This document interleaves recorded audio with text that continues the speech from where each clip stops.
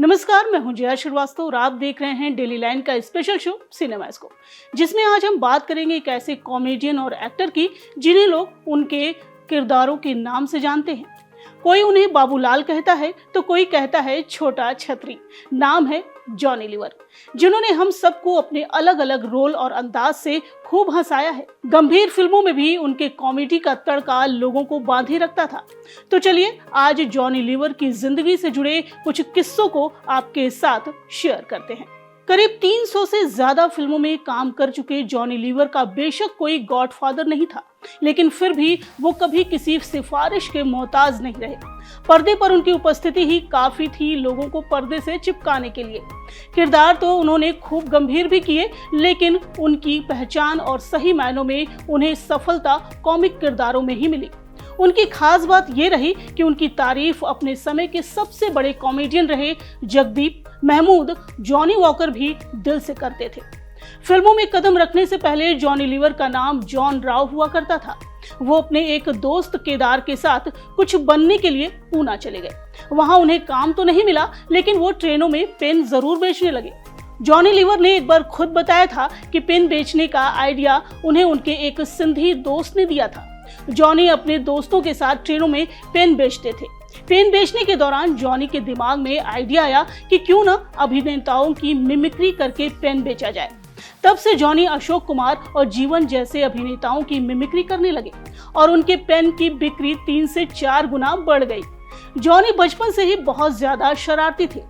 जब उनके मोहल्ले में किसी बच्चे का जन्मदिन या कोई फंक्शन हुआ करता था तो अक्सर उन फंक्शन में उन्हें बुलाया जाता था।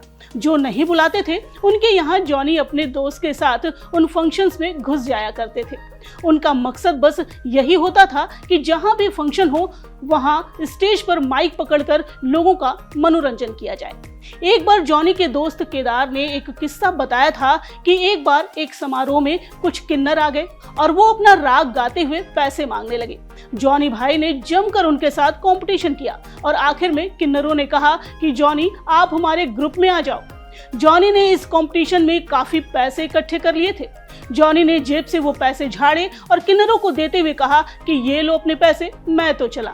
जॉनी उस वक्त 15 या 16 साल के रहे होंगे जब उन्होंने अपने मोहल्ले में ही समारोह करना शुरू कर दिया था। इसके लिए उन्होंने अपने से बड़े प्रताप जानी नाम के शख्स को अपना गुरु बना लिया था। प्रताप उत्पल दत्त जैसे कलाकारों की मिमिक्री किया करते थे और जॉनी की प्रतिभा को देखकर ही प्रताप ने उन्हें अपना शिष्य बनाया था।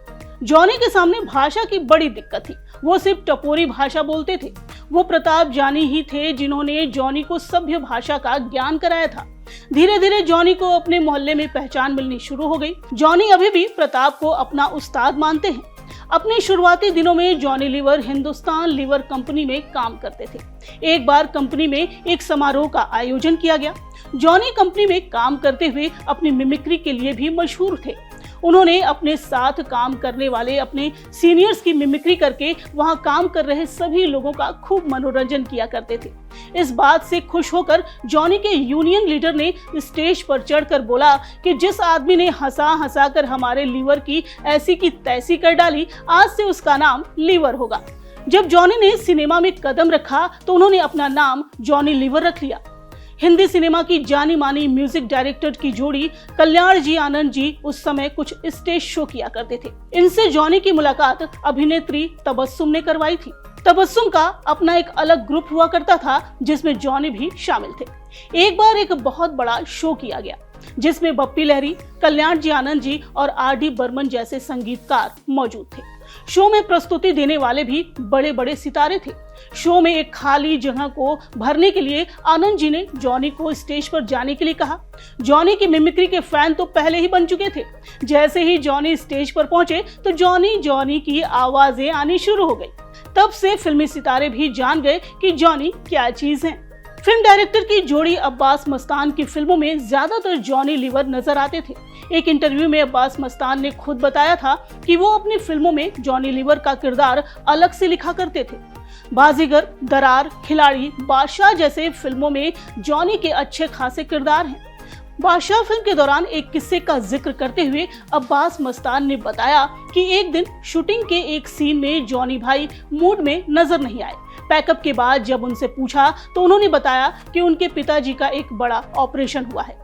अब्बास मस्तान ने कहा कि अगर हमें ये बात पहले पता चल जाती तो आज हम शूटिंग कैंसिल कर देते, लेकिन जॉनी ने कहा कि नहीं, काम बंद नहीं रहना चाहिए, the show is must go on. Johnny जितने अच्छे कलाकार हैं उतने ही अच्छे इंसान भी हैं। दरअसल जॉनी की जिस दिन काम से छुट्टी होती है उस दिन वो उन कलाकारों से मिलने का समय निकालते हैं जिन्हें दुनिया ने भुला दिया है, और अपनी बातचीत से उनका खूब मनोरंजन करते हैं। इस काम के लिए जॉनी को खूब दुआएं भी मिलती हैं। आज के एपिसोड में बस इतना ही।